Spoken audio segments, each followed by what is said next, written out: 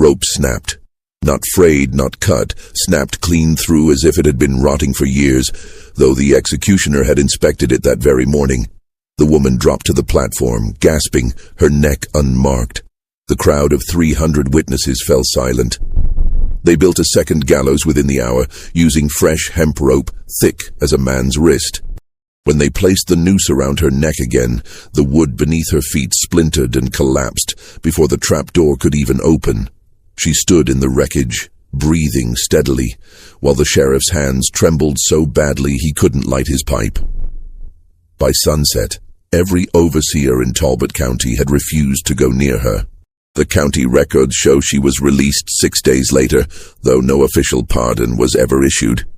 What they don't show is why 12 men who'd built their fortunes on brutality suddenly couldn't bring themselves to touch a single enslaved woman, or what happened in the days between her first failed execution and her inexplicable freedom. Before we continue with the story of the woman they called Dinah, make sure you're subscribed to Liturgy of Fear. We bring you the darkest, most unsettling true stories from America's past, the ones that make you question everything you thought you knew about history. Comment below and tell us what state you're listening from.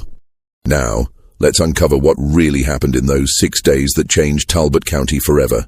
The spring of 1867 brought unusual heat to Maryland's eastern shore, the kind of oppressive warmth that made clothes stick to skin and turned the air thick as molasses. Talbot County, wedged between the Chesapeake Bay and the Choptank River, had always been a place where old money clung to old ways with the tenacity of barnacles on a ship's hull. The war had ended 2 years prior, but the plantation economy hadn't died. It had simply renamed itself, put on new clothes, and continued much as it always had. Former slaves worked the same fields under new contracts that bound them just as tightly as chains ever had, with the added insult of being told they were now free. The county seat, Easton, bustled with merchants and lawyers who'd grown rich on tobacco and timber, men who wore their Confederate sympathies like Sunday suits despite the Union victory. The town's main street was lined with brick buildings, a courthouse with white columns, a bank, 3 churches, 2 hotels, and more taverns than anyone cared to count. On market days, farmers brought their produce to sell, and the square filled with wagons and horses and the smell of manure and tobacco. Black workers moved through the crowds with their eyes down, knowing that freedom was a word that meant different things depending on the color of your skin. The Hargrove estate sat 3 miles south of Easton, accessible by a dirt road that turned to mud whenever it rained. The property sprawled across 800 acres of prime farmland, with fields of tobacco, corn, and wheat that stretched to the tree line. The main house, a Georgian colonial built in 1789, stood on a slight rise overlooking the fields. It was an impressive structure. 3 stories of whitewashed brick with black shutters, 6 columns supporting a wide front porch, and a widow's walk on the roof where Thomas Hargrove's grandmother had once watched for ships coming up the Chesapeake. Behind the main house stood the overseer's cottage, a modest 2-room structure with a stone chimney. Further back were the tobacco barns, the smokehouse, the carriage house, and a row of 12 cabins where the workers lived. The same cabins they'd occupied before emancipation, with the same leaking roofs, the same dirt floors, the same sense of permanence and imprisonment. Thomas Hargrove was 63 years old in 1867, a tall man gone thick around the middle, with white hair and a face weathered by decades of sun and whiskey. His family had owned the estate since before the Revolution. His grandfather had fought in the Continental Army and been rewarded with land grants. His father had expanded the property through shrewd purchases and strategic marriages. Thomas himself had inherited the estate in 1834 and had run it with an iron fist for 33 years. He'd owned 60 enslaved people at the war's peak, and he'd made a fortune selling tobacco to European markets. The war had disrupted his business but hadn't destroyed it. By 1867, he employed 42 contract laborers, most of whom had nowhere else to go and no real choice but to sign contracts that paid them barely enough to survive. Dinah had been born on the Hargrove estate on a cold January night in 1831. No one recorded her mother's name in any official document, though the older workers remembered her as Ruth, a woman who'd been sold south when Dinah was 5 years old. Dinah's father had been a field hand named Jacob, sold to a plantation in Georgia when she was 3. She had no siblings that she knew of, though there were probably half-siblings scattered across the South, children of her father sold to different owners. She'd grown up in the cabins, raised by whoever had time to watch her, learning early that survival meant keeping your head down and your mouth shut. She'd worked the fields from the time she could walk, picking tobacco worms off plants, hauling water, gathering kindling. By 12, she was working full days alongside the adults, her hands already calloused and scarred. At 15, the overseer at the time, a man named Briggs who'd since died of cholera, had noticed her and decided she'd be better suited to housework. It was a common trajectory for young enslaved women, and it rarely ended well. But Dinah had been lucky, if you could call it that. The head cook, an older woman named Hattie, who'd been born on the estate and had worked in the main house for 40 years, had taken Dinah under her wing and taught her to cook. Hattie had no children of her own and seemed to see something in Dinah, a quickness, an intelligence, a capacity for learning that shouldn't be wasted in the fields. By the time Dinah was 20, she was head cook, a position she'd inherited when Hattie died of pneumonia in the winter of 1851. The job came with certain privileges: slightly better food, a cabin to herself, a measure of respect from the other enslaved people. But it also came with constant proximity to the Hargrove family, which meant constant danger. Thomas Hargrove's wife, Margaret, was a cold woman who ran the household with rigid efficiency and had no patience for mistakes. Their son, William, had been a spoiled, cruel boy who'd grown into a spoiled, cruel man. Dinah was tall, nearly 6 feet, with broad shoulders and strong hands. Her face was angular, with high cheekbones and deep-set eyes that seemed to look through people rather than at them. She wore her hair wrapped in a cloth, as was customary, and she moved with a quiet efficiency that made her nearly invisible when she wanted to be. People said she never smiled. They also said she had a way of looking at you that made you feel like she could see straight through to your bones, like she knew every secret you'd ever kept and every lie you'd ever told. The trouble that would eventually lead to the gallows started long before March 14, 1867, though that was the day everything came to a head. The roots of it went back to April 1865, when William Hargrove returned from the war. William had left for the war in 1861, a captain in the Confederate cavalry, full of romantic notions about honor and glory. He'd been 26 years old, handsome in his grey uniform, convinced that the war would be over in months, and that he'd return home a hero. Instead, he'd spent 4 years watching men die in increasingly horrific ways. He'd fought at Antietam, where the bodies had been stacked like cordwood. He'd been at Gettysburg, where he'd lost his left arm to a Union cannonball and been captured. He'd spent 18 months in a Union prison camp in Ohio, where men died of disease and starvation and cold, where the guards treated Confederate prisoners with a contempt that bordered on hatred.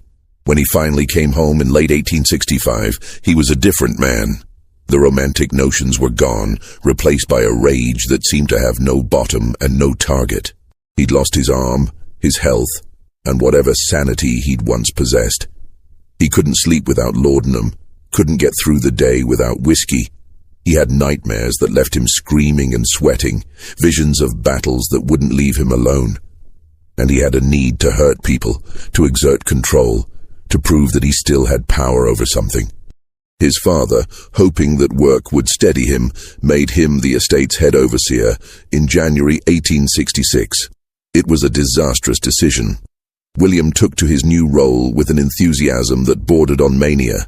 He carried a leather strap on his belt and used it freely, despite the new laws that technically prohibited such things. He found reasons to punish workers for the smallest infractions: a row of tobacco planted slightly crooked, a tool left out overnight, a perceived look of disrespect. The workers learned to avoid him when possible, to move quickly when he was near, to never meet his eyes. The county sheriff, a man named Porter who'd served alongside Thomas Hargrove in the state militia 30 years prior, rarely investigated complaints from black workers. The few times he did, he found no evidence worth pursuing.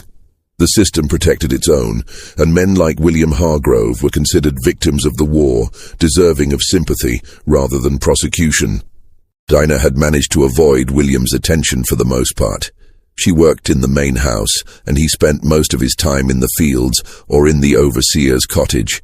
But there were moments when their paths crossed, when he came into the kitchen demanding food or coffee, when he passed through the house on his way to see his father.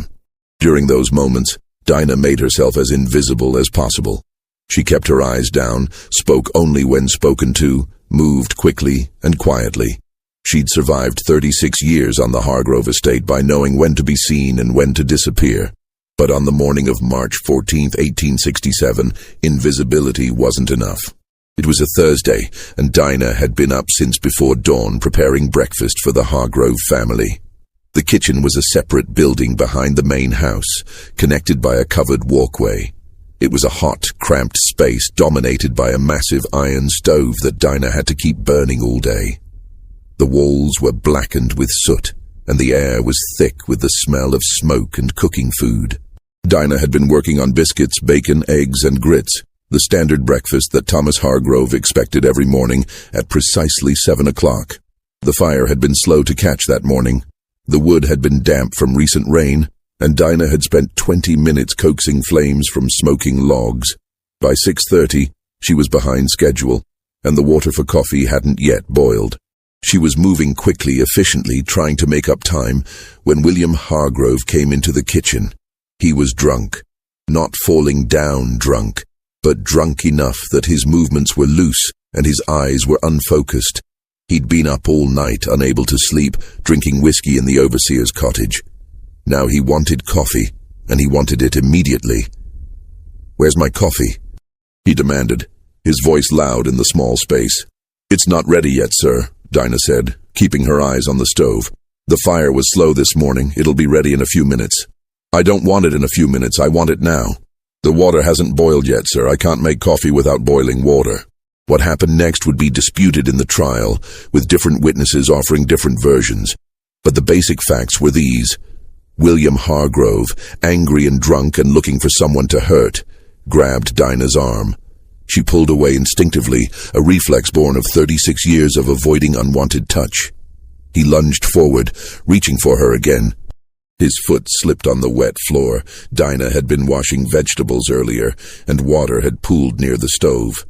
He fell hard, his head striking the corner of the iron stove with a sound like a melon hitting pavement. He lay on the floor, blood pooling beneath his head, his eyes open but unseeing. Dinah stood frozen, staring at him, her mind racing.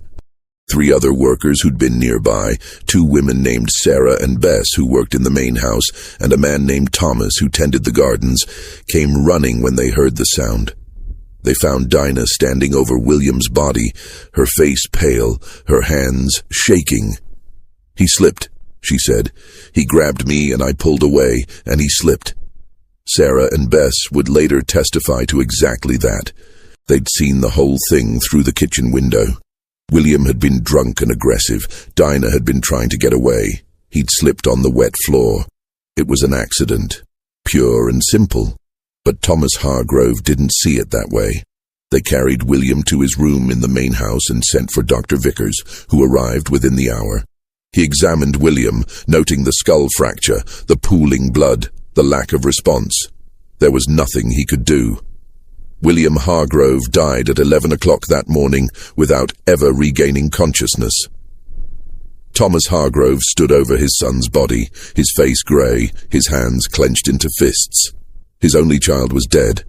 The boy he'd raised, the man he'd hoped would inherit the estate and continue the family legacy, was gone, and someone had to pay. Sheriff Porter arrived that afternoon with 2 deputies. They arrested Dinah in the kitchen where she was cleaning up the blood. She didn't resist. She didn't say anything. She simply stood up, wiped her hands on her apron, and let them put her in shackles. They took her to the county jail, a brick building behind the courthouse that had been built in 1820 and hadn't been updated since. It was a grim place. 6 cells, each barely large enough for a cot and a bucket, with barred windows that let in cold air but little light. The building smelled of mold and human waste and despair. Dinah was placed in the cell furthest from the door, the one usually reserved for the most dangerous prisoners. The jailer was a man named Pruitt, 68 years old, who'd worked in the courthouse for 30 years. He'd seen hundreds of prisoners come and go, drunks, thieves, murderers, runaway slaves before the war. He brought Dinah a plate of food that evening, cornbread and beans, and set it on the floor of her cell without meeting her eyes. "You got a trial scheduled for Monday," he said. 4 days from now. Dinah nodded but didn't speak. "You got anything you want to say?" Pruitt asked. "Anything you want me to tell anyone?" "No, sir," Dinah said quietly. Pruitt left, locking the heavy door behind him. Dinah sat on the cot and stared at the wall. She didn't cry. She didn't rage. She simply sat, her mind working through what had happened and what was going to happen next. She knew how this would end. She'd seen it before. A black person accused of killing a white person had no chance in a Maryland court, especially not in Talbot County, especially not when the victim was Thomas Hargrove's son. The trial would be a formality. The verdict was already decided. Over the next 4 days, Dinah sat in that cell and waited. Pruitt brought her meals twice a day, simple food, but more than she'd often had as a slave. Other prisoners came and went, mostly men arrested for drunkenness or petty theft. They were kept in the cells near the front, and they were usually released within a day or two. Dinah was the only long-term prisoner, and the other inmates avoided looking at her, as if her fate might be contagious. On Saturday, Reverend Michaels came to visit. He was the minister of the White Baptist Church in Easton, a man in his 50s with thinning hair and soft hands who'd never done a day of manual labor in his life.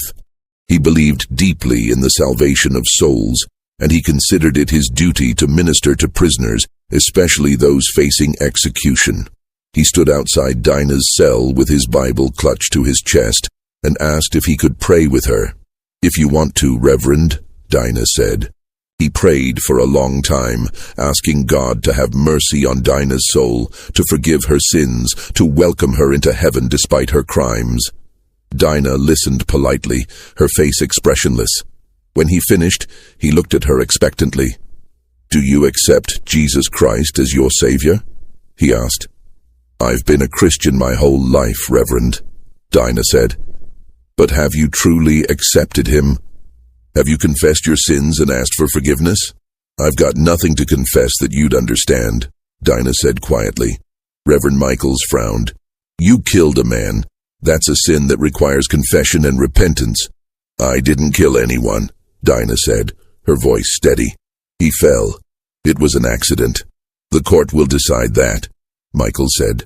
"But regardless of what the court says, you need to prepare your soul for judgment. You need to confess and repent."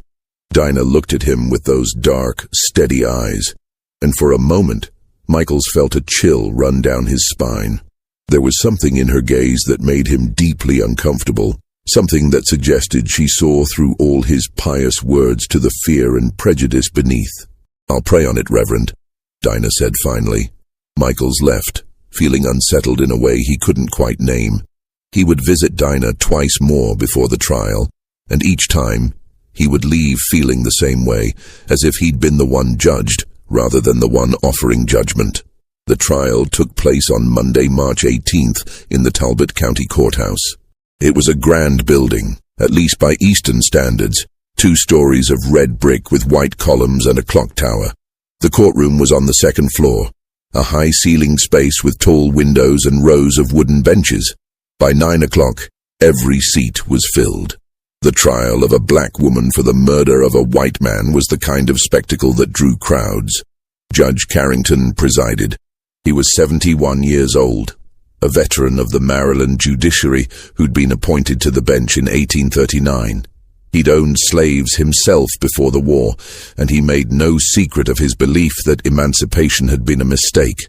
He sat behind the bench in his black robes, his face stern, his gavel ready. The prosecutor was a young attorney named Stevens, 29 years old, ambitious and hungry for recognition. He'd only been practicing law for 3 years, but he'd already made a name for himself prosecuting black defendants. He saw this case as an opportunity to build his reputation further. The defense attorney was a court-appointed lawyer named Gaines, 34 years old, who'd been practicing for less than a year. He'd been assigned to Dinah's case 2 days before the trial and had barely had time to review the facts. He was nervous, inexperienced, and terrified of offending Judge Carrington or anyone else in the courtroom. Dinah sat at the defense table in her gray dress, her hands folded in her lap, her face expressionless. She didn't look at the crowd. She didn't look at Thomas Hargrove, who sat in the front row with his wife, both of them dressed in black mourning clothes. She simply stared straight ahead, waiting. The trial lasted 4 hours, though the outcome was never in doubt. Stevens called Thomas Hargrove as his first witness. Hargrove took the stand and testified that his son had been a gentle soul, a war hero who'd suffered terribly in service to his country. He described William as kind, patient, beloved by everyone who knew him. He said that Dinah had always been difficult, that she'd harbored resentment for years, that he'd seen it in her eyes. He claimed that she'd murdered his son in cold blood, that she'd struck him with a pot or a pan. The story changed depending on which moment of his testimony you listened to, and that she'd shown no remorse. Gaines tried to cross-examine, but Judge Carrington shut him down repeatedly, ruling his questions improper or irrelevant. The jury, 12 white men who'd all lost something in the war, watched Thomas Hargrove with sympathetic eyes. Stevens then called Dr. Vickers, who testified that William had died of a skull fracture consistent with a blow to the head. When Gaines asked if the injury could have been caused by a fall, Vickers admitted it was possible, but Stevens quickly redirected, asking if it could also have been caused by being struck with a heavy object. Vickers agreed that it could. Finally, Gaines called his witnesses, Sarah, Bess, and Thomas, the 3 workers who'd seen what happened. All 3 testified that William had been drunk, that he'd grabbed Dinah, that she'd pulled away, and that he'd slipped on the wet floor. All 3 were adamant that it had been an accident. But Stevens tore into them on cross-examination. He suggested they were lying to protect Dinah. He pointed out that they were all black, all employed by Thomas Hargrove, all dependent on his goodwill for their survival. He implied that they'd been coached, that they were part of a conspiracy. By the time he was done, their testimony had been thoroughly discredited in the eyes of the jury. Dinah never took the stand. Gaines advised against it, knowing that anything she said would be twisted and used against her. So she sat silently while her fate was decided by people who'd made up their minds before the trial even started. Judge Carrington's instructions to the jury were brief and pointed. He explained that murder required intent, but that intent could be inferred from actions. He noted that Dinah had been alone with William when he died, that she'd had the opportunity and the means to kill him. He suggested that the testimony of the black witnesses should be viewed with skepticism, given their obvious bias. The jury deliberated for 20 minutes. When they returned, the foreman stood and announced the verdict: guilty of murder. Judge Carrington sentenced Dinah to hang.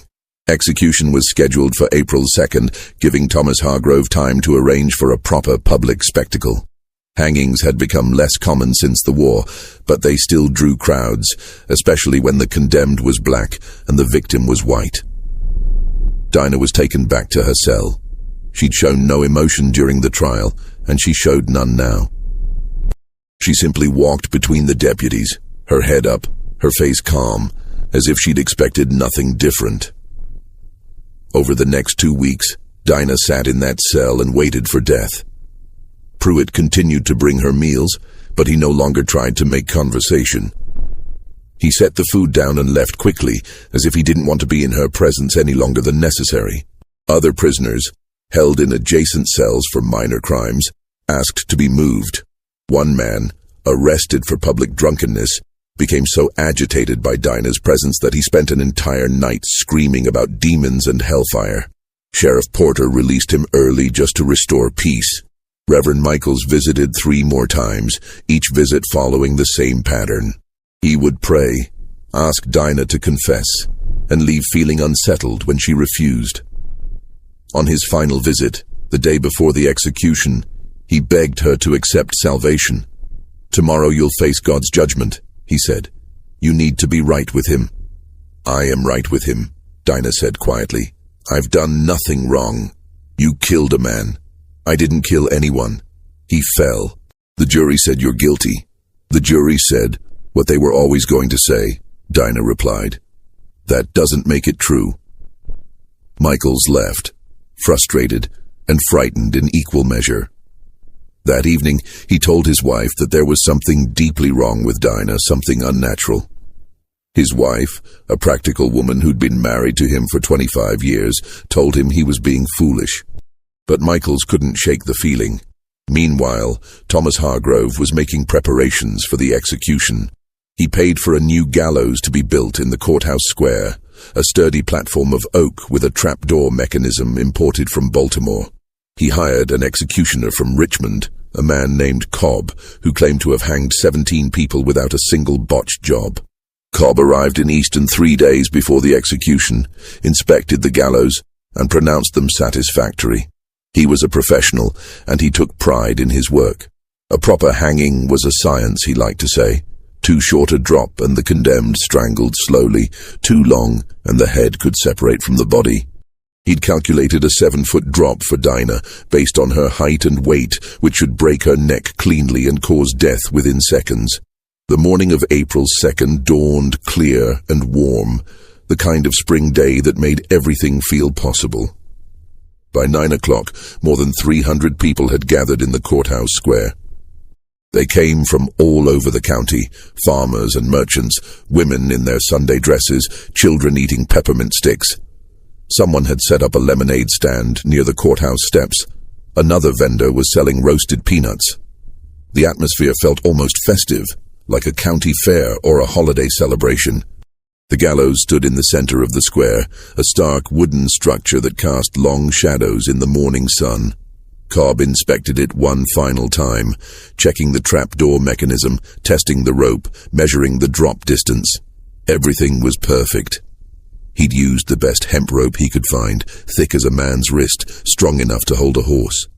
He'd tested it that morning, hanging a sack of grain that weighed approximately the same as Dinah. The rope had held without any sign of strain. At 10 o'clock, the courthouse doors opened, and Sheriff Porter emerged with Dinah between 2 deputies. She wore the same gray dress she'd been arrested in, now stained and wrinkled from 2 weeks in a cell. Her hands were bound in front of her with rough rope. She walked steadily, her head up, her face expressionless. The crowd quieted as she appeared, hundreds of eyes watching her every move. She climbed the 13 steps to the platform slowly, her bound hands making balance difficult. When she reached the top, she stood in the center of the trapdoor and looked out over the crowd. Her gaze swept across the faces, white faces mostly, though there were a few black workers standing at the back, their expressions carefully neutral. She saw Thomas Hargrove in the front row, his face hard with satisfaction. She saw Reverend Michaels clutching his Bible. She saw children, some as young as 5 or 6, watching with wide eyes. Sheriff Porter read the sentence aloud, his voice carrying across the square. Dinah, a Negro woman, having been found guilty of the murder of William Hargrove, is hereby sentenced to hang by the neck until dead. May God have mercy on her soul. Cobb stepped forward and placed the noose around Dinah's neck, adjusting it carefully so that the knot sat just behind her left ear. He pulled a black hood from his pocket, but before he could place it over her head, Dinah spoke. Her voice was clear and strong, loud enough that people at the back of the crowd could hear every word. "I didn't kill that man," she said. "He fell. But you don't care about truth. You never have. You just need someone to punish, someone to hurt, because that's all you know how to do." Thomas Hargrove stood up, his face red with rage. "Proceed!" he shouted. Cobb pulled the hood over Dinah's head, blocking out the light, the faces, the world. Dinah stood in darkness, feeling the rough hemp against her neck, hearing the murmur of the crowd, the creak of wood beneath her feet. She took a deep breath, filling her lungs one last time. Cobb stepped back and nodded to his assistant, a young man named Miller, who'd been hired specifically for this job. Miller pulled the lever that released the trapdoor. Dinah dropped. The rope snapped. The sound was like a gunshot, sharp and clean, echoing across the square. Dinah hit the ground beneath the gallows, landing hard on her side. For a moment, no one moved. The crowd stood frozen, staring at the broken rope still dangling from the crossbeam. Then someone screamed, and chaos erupted. Cobb scrambled down from the platform, his face pale. He pulled the hood off Dinah's head. She was conscious, gasping for air, her neck showing only a red mark where the rope had been. Cobb stared at her, then at the broken rope, then back at her. His hands were shaking. Sheriff Porter climbed onto the platform and examined the rope himself. The end was clean, as if it had been cut with a knife, though Cobb had inspected it just minutes before. Porter looked at Cobb, who was now sitting on the edge of the platform with his head in his hands. "How is this possible?" Porter demanded. "I don't know," Cobb said, his voice barely above a whisper. "I tested that rope this morning. It was sound. It should have held." The crowd was in an uproar now, people pushing forward to see better, others backing away, mothers pulling their children close. The black workers at the back of the crowd stood very still, their faces carefully blank, but their eyes were wide. Porter made a decision. "Build another gallows," he said. "Use new rope. We'll try again this afternoon." They took Dinah back to her cell while carpenters constructed a second gallows. This time, they decided to use the old hanging tree at the edge of town, a massive oak that had been used for executions before the war. The tree was at least 200 years old, with branches thick as a man's body. They'd hanged 7 people from that tree over the years, and it had never failed. Cobb went to 3 different suppliers and brought back samples of rope. He tested each one, pulling on them with all his strength, hanging weights from them, examining every inch for signs of weakness. He chose the thickest one, hemp rope that could have held a horse, rope that showed no signs of wear or damage. By 3 o'clock, everything was ready. The crowd had grown, word of the failed hanging had spread through town, and now nearly 500 people packed the area around the oak tree. Some had come out of curiosity, others whispered about signs and omens. A few of the black workers from surrounding farms had walked into town, standing at the back of the crowd, their faces neutral, but their eyes watchful. They brought Dinah out again. She looked exactly as she had that morning, calm, steady, her eyes fixed on some distant point. If she was afraid, she didn't show it. If she was surprised to still be alive, she gave no indication.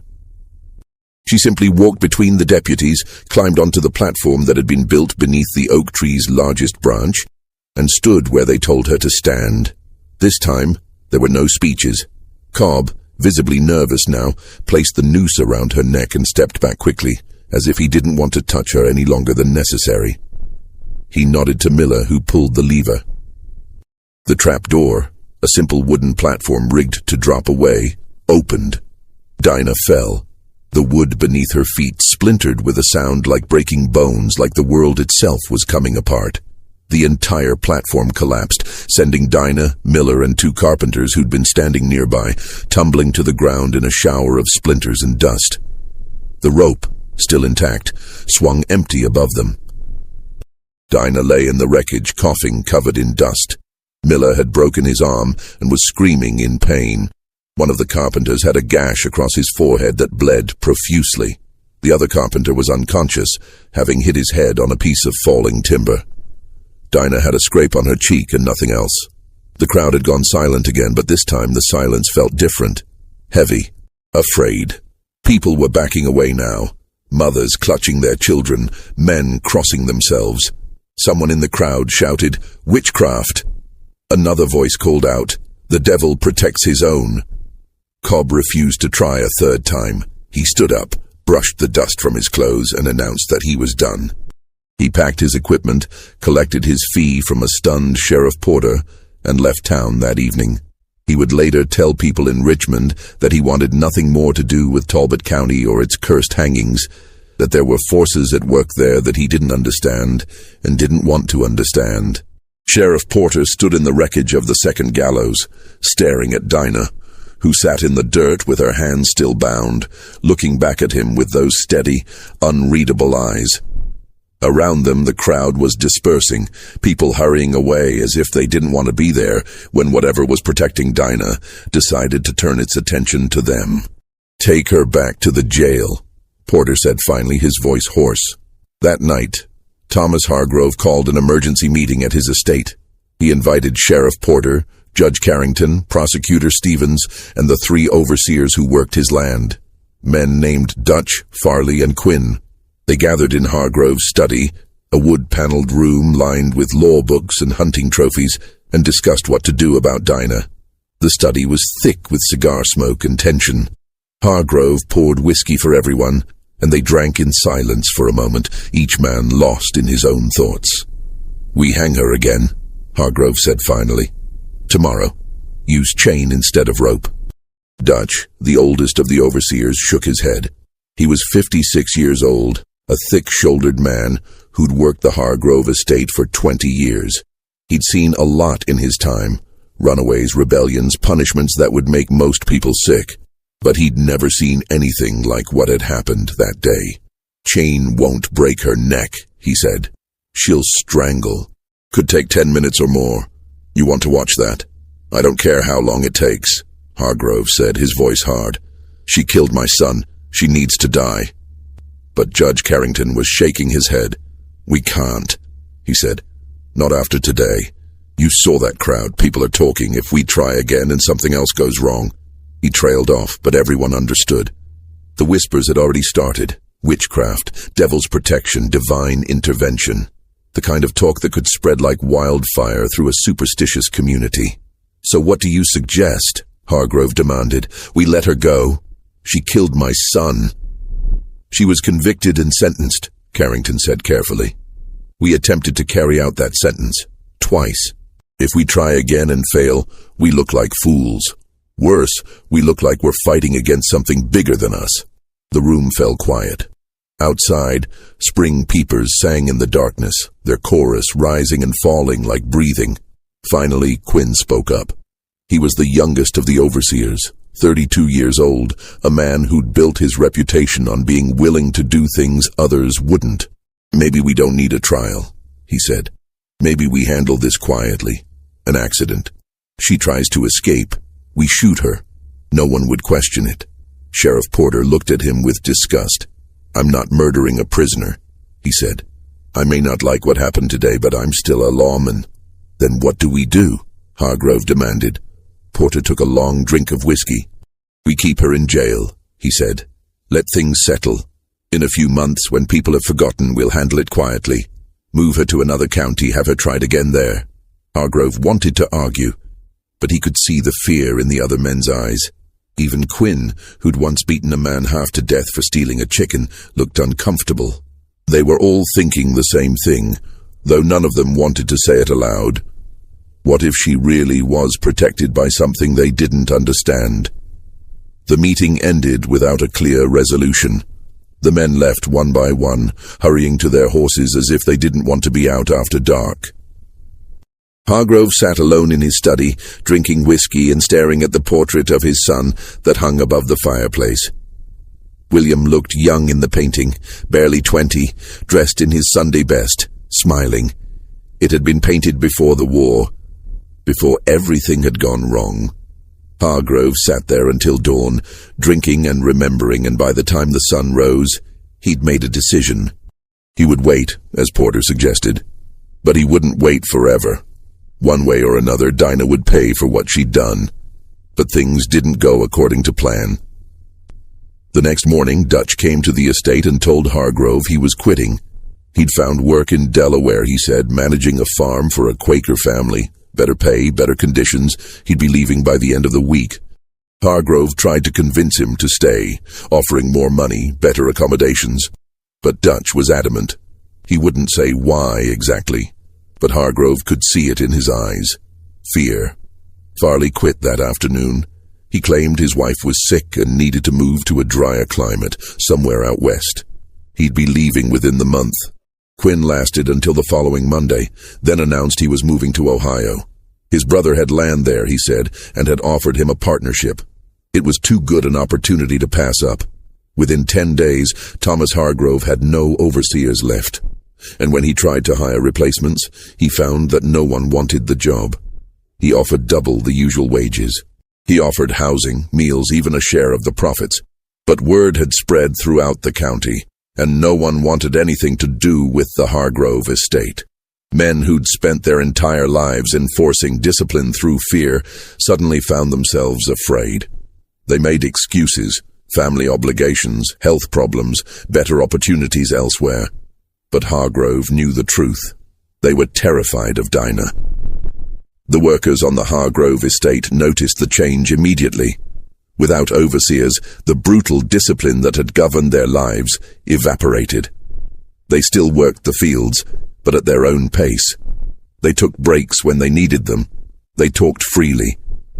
And some of them began to leave, walking away from their contracts to find work elsewhere, and no one stopped them. Thomas Hargrove, who'd built his fortune on control, found himself powerless. He tried to manage the estate himself, but he was 63 years old and had never done manual labor in his life. He hired a new overseer from another county, but the man lasted 3 days before quitting, claiming he'd had nightmares every night about a tall black woman with eyes that saw through walls. By the end of April, half of Hargrove's workers had left. By the end of May, he'd lost 3/4 of them. The fields went unplanted. The tobacco rotted in the barns. The estate that had been in his family for 3 generations was falling apart, and there was nothing he could do to stop it. In her cell, Dinah waited. Jailer Pruitt continued to bring her meals, but he no longer met her eyes. He set the food down and left quickly, locking the door behind him with trembling hands. Other prisoners, held in adjacent cells for minor crimes, asked to be moved. The cell next to Dinah's remained empty, even when the jail was crowded. On the 6th day after the second failed hanging, Reverend Michaels visited Dinah again. This time he didn't come to pray. He came to ask questions. He stood outside her cell, his Bible clutched to his chest like a shield, and stared at her for a long moment before speaking. "What are you?" he said finally. Dinah looked at him calmly. "I'm a woman who didn't kill anyone," she said. "Same as I've always been. The rope broke. The platform collapsed. That's not natural. Maybe your rope was rotten. Maybe your carpenters did poor work." "I inspected that rope myself," Michael said, his voice rising. "It was sound, and the platform was built by the best carpenters in the county. What happened shouldn't have been possible." Dinah smiled for the first time since her arrest. A small, cold smile that didn't reach her eyes. "Then maybe," she said softly, "God doesn't want me dead." The words hung in the air between them. Michaels felt a chill run down his spine, despite the warm spring air. He wanted to argue, to tell her that God didn't work that way, that divine intervention didn't happen for murderers, but he couldn't get the words out, because deep down, in a place he didn't want to examine too closely, he wondered if she might be right. He left without another word. That evening, he went to Judge Carrington's house and told him that Dinah needed to be released. The judge, who'd been losing sleep over the entire situation, agreed. The next morning, Sheriff Porter unlocked Dinah's cell and told her she was free to go. No official pardon was issued. No explanation was given. The court records simply note that the sentence was suspended pending further review, though no review ever took place. It was as if the entire system had simply given up, unable to reconcile what had happened with any rational explanation. Dinah walked out of the courthouse into the April sunshine, still wearing her gray dress, and disappeared into the crowd. She didn't return to the Hargrove estate. She didn't say goodbye to anyone. She simply walked away, and no one tried to stop her. No one knew where she went. Some people claimed they saw her boarding a train to Baltimore. Others said she'd headed south, toward Virginia, or north toward Pennsylvania. A few insisted she'd never left Talbot County at all, that she was still there, living quietly somewhere in the woods or in one of the small black communities that had sprung up after emancipation. Thomas Hargrove tried to rebuild his operation, but he never recovered. Without overseers, he couldn't maintain control over his workers. Without workers, he couldn't plant or harvest his crops. By 1868, the estate was barely functional. He sold it in 1870 to a Baltimore businessman who turned it into a horse farm. Hargrove moved to Baltimore with his wife and died 3 years later of a stroke. The Hargrove house stood empty for years before being torn down in 1891. The story of Dinah's failed hanging spread throughout Maryland and beyond. Newspapers picked it up, though they reported it as a curiosity rather than serious news. The Baltimore Sun ran a brief article titled, "Twice Hanged Woman Walks Free," treating it as an amusing oddity. The Philadelphia Inquirer published a longer piece that speculated about the quality of the rope and the construction of the gallows. But none of the newspapers asked the deeper questions. Why the overseers had quit, why no one would work for Hargrove, why an entire system of oppression had collapsed in the face of one woman's survival. In the black communities of the Eastern Shore, the story took on a different meaning. Dinah became a symbol. Proof that sometimes, against all odds, justice could prevail, or at least that injustice could fail. Her story was told in churches and at gatherings, passed down from parents to children, embellished and mythologized over time. In some versions, the rope broke 3 times. In others, Dinah spoke prophecy from the gallows, predicting the fall of the Hargrove estate. In still others, she was visited by angels in her cell who promised her protection. But the core of the story remained the same. A woman who was supposed to die, who everyone expected to die, who the system demanded must die, and who walked away. In the years that followed, people tried to explain what had happened.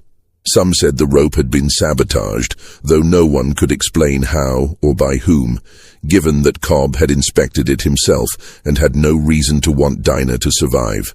Others pointed to the poor quality of the gallows construction, though the carpenters who'd built both structures were experienced men who'd never had a failure before or after. A few suggested that the whole thing had been staged, that Sheriff Porter had secretly arranged for Dinah's escape because he knew she was innocent. But Porter maintained until his death in 1889 that he'd done everything by the book, that he'd been as shocked as anyone by what had happened. The most persistent theory, whispered in churches and general stores, was that Dinah had been protected by something beyond human understanding. Not witchcraft exactly, that was too pagan for a Christian community to accept openly. But perhaps divine intervention. Perhaps God had stayed the executioner's hand, just as he'd stayed Abraham's hand when he'd been about to sacrifice Isaac. It was a comforting thought for some, terrifying for others. But there was another explanation, one that few people wanted to consider, that the entire system of justice in Talbot County had been so rotten, so fundamentally corrupt, that it had collapsed under its own weight. The rope hadn't broken because of supernatural intervention. It had broken because the men who tied it were so convinced of their own righteousness that they'd grown careless. The platform hadn't collapsed because of divine will. It had collapsed because it had been built by men who'd spent so long brutalizing others that they'd forgotten how to do honest work. Dinah hadn't been protected by God or the devil. She'd been protected by the sheer incompetence and moral bankruptcy of the system that had tried to kill her. In 1872, a journalist from Philadelphia named Harrison Webb traveled to Talbot County to investigate the story. He was a young man, 28 years old, who worked for the Philadelphia Press and had a reputation for thorough, skeptical reporting. He spent 3 weeks in Easton, interviewing dozens of people, former slaves, white landowners, court officials, anyone who'd been there that day or who knew someone who had been. He published his findings in a series of 5 articles that ran in several northern newspapers. His conclusion was simple and rational.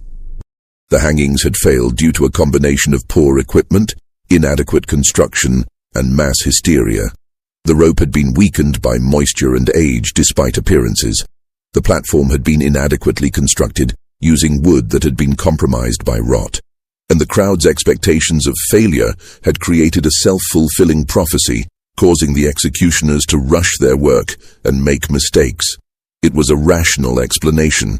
It satisfied some people, particularly those in the north, who wanted to believe that there was nothing mysterious about what had happened, that it could all be explained by science and logic. But Webb's explanation didn't account for everything. It didn't explain why 3 experienced overseers had quit their jobs within days of the failed hangings. It didn't explain why no one in Talbot County would work for Thomas Hargrove afterward. It didn't explain the look in Dinah's eyes, that steady, knowing look that had made grown men turn away. And it didn't explain why Cobb, a professional executioner with 17 successful hangings to his credit, had been so shaken by what happened that he never worked in Maryland again. The truth, as always, was probably more complicated than any single explanation. Maybe the rope was faulty. Maybe the platform was poorly built. Maybe the overseers quit because they'd seen something in Dinah's survival that reminded them of their own mortality, their own vulnerability. Maybe they'd realized that the power they'd wielded for so long was an illusion, that it could be broken as easily as a rope or a wooden platform. Or maybe, just maybe, there were forces at work that couldn't be explained by rational analysis. Not supernatural forces necessarily, but the kind of deep, inexplicable currents that run through human history. The kind that make one man's bullet miss while another's finds its mark. The kind that make one ship sink while another survives the same storm. The kind that make a rope snap at exactly the right moment. In 1881, a woman matching Dinah's description was reported living in Philadelphia, working as a seamstress in a shop on South Street. A former Talbot County resident named Marcus Bellamy claimed to have seen her at a church social. He approached her, certain it was Dinah, but she denied it. She said her name was Sarah Collins, that she'd lived in Philadelphia her entire life, that she'd never been to Maryland. Bellamy insisted it was her. He said he'd never forget those eyes. That way she had of looking through you rather than at you. But he didn't press the matter. He simply nodded and walked away, and he never saw her again. If it was Dinah, she'd built a new life for herself. She'd escaped not just the gallows, but the entire world that had tried to destroy her. She'd become someone else, someone free. And maybe that was the real miracle, not that she'd survived 2 hangings, but that she'd survived at all. That she'd found a way to live in a world that had never wanted her to exist. The courthouse in Easton still stands, though it's been renovated several times. The jail where Dinah was held was demolished in 1923, replaced by a parking lot. The oak tree where the second hanging was attempted died in 1897, killed by disease, and was cut down. The Hargrove estate is now a subdivision called Hargrove Meadows, rows of identical houses where tobacco fields once stretched to the horizon. There's no historical marker, no plaque commemorating what happened there. Most people who live there now have never heard of Dinah, or the hangings that failed, or the system that collapsed. But in the black churches of Maryland's eastern shore, the story is still told. It's passed down from grandmothers to grandchildren, a reminder of a time when the law was a weapon and survival was a form of resistance. The details change with each telling. Sometimes the rope breaks 3 times, sometimes Dinah speaks prophecy from the gallows, sometimes she's visited by angels in her cell. But the core of the story remains the same. A woman who was supposed to die, who everyone expected to die, who the system demanded must die, and who walked away. What really happened in those 6 days between the first failed hanging and Dinah's release? The official records don't say, they can't say, because the truth was too uncomfortable to write down. A black woman had defied execution twice, and rather than try a 3rd time, the white men who ran Talbot County had simply given up. They'd let her go because they were afraid of looking foolish, afraid of public opinion, afraid of something they couldn't name. That fear was more powerful than any rope or gallows. It was the fear of losing control, of admitting that the system they'd built and benefited from was fundamentally unjust. And in the end, that fear saved Dinah's life more surely than any divine intervention could have. The story of Dinah raises questions that still resonate today. What does it mean when justice fails? What happens when the machinery of oppression breaks down, even temporarily? And what kind of strength does it take to stand on a gallows twice and walk away both times? We may never know what Dinah was thinking as she stood on that platform, the noose around her neck, waiting for the drop. We may never know if she believed she would survive, or if she'd simply accepted her fate with a dignity that her executioners could never understand. But we know this: she survived. Against all odds, against all expectations, against a system designed to crush people like her, she survived. And sometimes, survival is the greatest victory of all. What do you think happened to Dinah after she was released? Do you believe the hangings failed due to faulty equipment, or was something else at work? Leave your comment below and share your theory. If you found this story as haunting as we did, hit that like button, subscribe to Liturgy of Fear for more forgotten tales from America's dark past, and share this video with someone who appreciates history's most unsettling mysteries.